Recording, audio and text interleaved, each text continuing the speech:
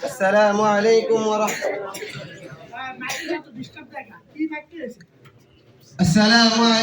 ورحمة الله وبركاته. نحمده ونصلي على رسوله الكريم.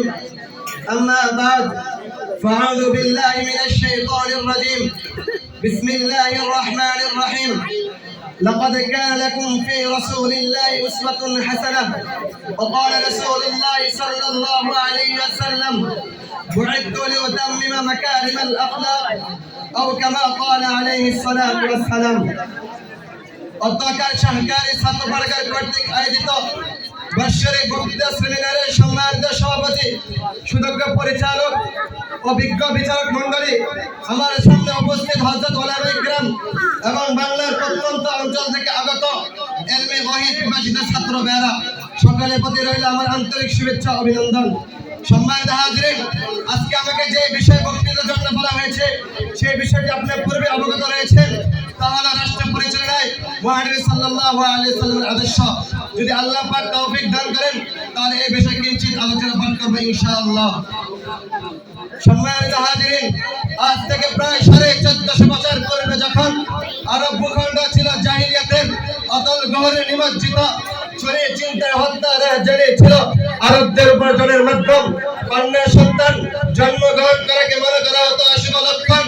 তখন মানুষ ছিল কিন্তু তাদের মধ্যে মানবতা ছিল না, হৃদয় ছিল কিন্তু হৃদয়তা ছিল না। এক কথায় তাদের অবস্থা ছিল উলাইকা কাল আনহাম, তারা জন্তু জানোয়ার থেকে খারাপ ছিল। এই সময়ে রাষ্ট্রের মধ্যে শান্তির সুবাতাস ছড়ানোর জন্য এবং অশান্তির চূড়ান্ত পতন ঘটানোর জন্য এই দরায় আগমন করেন চোখের মনে নয়নের ফলে ফখরে দুনিয়া ওয়ালিদ আব্দুল্লাহ মুহাম্মদ মুস্তাফা সাল্লাল্লাহু আলাইহি ওয়াসাল্লাম।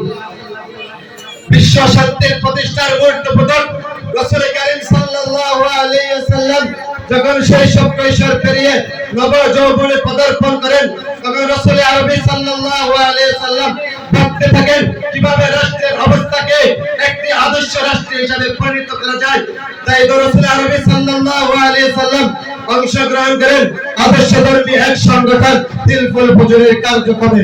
যে সংগঠনের মূল উদ্দেশ্য ছিল দেশের অশান্তিকে দূর করা, যে সংগঠনের মূল উদ্দেশ্য ছিল মানুষের ধন সম্পদকে রক্ষা করা, যে সংগঠনের মূল উদ্দেশ্য ছিল দরিদ্র অসহায় মানুষদেরকে সহায়তা করা, যে সংগঠনের মূল উদ্দেশ্য ছিল মাজলুমের পক্ষে এবং জালেমের বিপক্ষে অবস্থান গ্রহণ করা। সম্মানিত হাজিরিন, রাসূল কারীম সাল্লাল্লাহু আলাইহি সাল্লামের কার্যক্রম ছিল এই আয়াতের প্রতিধ্বনি, তাআওয়ানু আলাল বিররি ওয়াত তাকওয়া ওয়া লা তাআওয়ানু আলাল ইসমি ওয়াল উদওয়ান। সম্মানিত হাজিরিন, এর এই ধারাবাহিকতায় রাসূল কারীম সাল্লাল্লাহু আলাইহি সাল্লামের বয়স 35 কোঠায় তখন আরবের মধ্যে হযরত আসওয়াদ স্থাপন নিয়ে এক রক্ত হয়ে যুদ্ধ হওয়ার উপক্রম হয়ে পড়েছিল। তখন রাসূল আরবি সাল্লাল্লাহু আলাইহি সাল্লাম সেই যুদ্ধের পরিসমাপ্তি ঘটিয়ে রাষ্ট্রের মধ্যে শান্তির সুবাতাস ছড়িয়ে দিয়েছেন। তাই রব্বুল আলামিন পবিত্র কোরআন মাজিদে বলেন, লাকাদ কানা লাকুম ফি রাসূলিল্লাহি উসওয়াতুন হাসানাহ। আরব তথা সর্বকালের সর্বযুগের সকল ধর্মের সকল মানুষের জন্য রয়েছে বিশ্বনবী মুস্তাফা সাল্লাল্লাহু আলাইহি সাল্লামের মধ্যে উত্তম আদর্শ। সম্মানিত হাজিরিন, রাষ্ট্রের মধ্যে যখন নারীদের বেঁচে থাকার অধিকার ছিল না, তখন রাসূল আরবি সাল্লাল্লাহু আলাইহি সাল্লাম নারীদের অধিকার নিশ্চিত করতে পবিত্র কোরআন থেকে ঘোষণা করেন, ওয়ালাহুন্না মিসলুল্লাযী আলাইহিন্না বিল মা'রুফ। অন্যায়তে বলেন, হুন্না লিবাসুল লাকুম ওয়া আনতুম লিবাসুল লাহুন্না। সম্মানিত হাজিরিন, রাষ্ট্রের মধ্যে যখন কন্যা সন্তানকে জীবন্ত কবর দেওয়া হতো, তখন রাসূল আরবি সাল্লাল্লাহু আলাইহি সাল্লাম তাদের অধিকার নিশ্চিত করতে কোরআন থেকে ঘোষণা করেন, ওয়া ইদাল মাউউদাতু সুইলাত বিআই যামবিন কুতিলাত।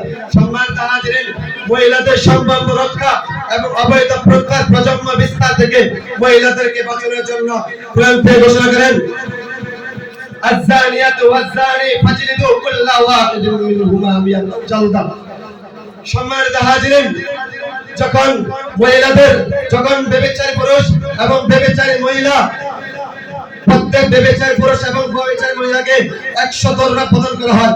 রাসূল কারীম সাল্লাল্লাহু আলাইহি সাল্লাম সম্মানিত হাজিরিন, যখন রাষ্ট্রের মধ্যে শ্রমিকের অধিকার ছিল না, তখন রাসূল আরবি সাল্লাল্লাহু আলাইহি সাল্লাম শ্রমিকদের অধিকার নিশ্চিত করতে ঘোষণা করেন, শ্রমিকদের গায়ের ঘাম শুকানোর আগে তাদের পরিশ্রম দিয়ে দাও। সম্মানিত হাজিরিন, রাষ্ট্রের মধ্যে যখন চুরি চিন্তা অহরহ হইতেছিল, তখন রাসূল আরবি সাল্লাল্লাহু আলাইহি সাল্লাম কোরআন থেকে ঘোষণা করেন, আস-সারিকু ওয়াস-সারিকাতু ফাকাতু আইদিয়াহুমা জাযাআন বিমা কাসাবা নাকালাম মিনাল্লাহ। এভাবে রাসূল কারীম সাল্লাল্লাহু আলাইহি সাল্লাম সামাজিক, পারিবারিক, রাজনৈতিক, অর্থনৈতিক রাষ্ট্র পরিচালনার জন্য মানুষের জন্য যে উত্তম আদর্শ রেখে গিয়েছেন, তার মোকাবেলায় আজকের দুনিয়ার সমস্ত মন্ত্রতন্ত্র, পুঁজিবাদ, বেশিবাদ, গণতন্ত্র, সমাজতন্ত্র আর চরমভাবে ব্যর্থ প্রমাণিত হয়েছে।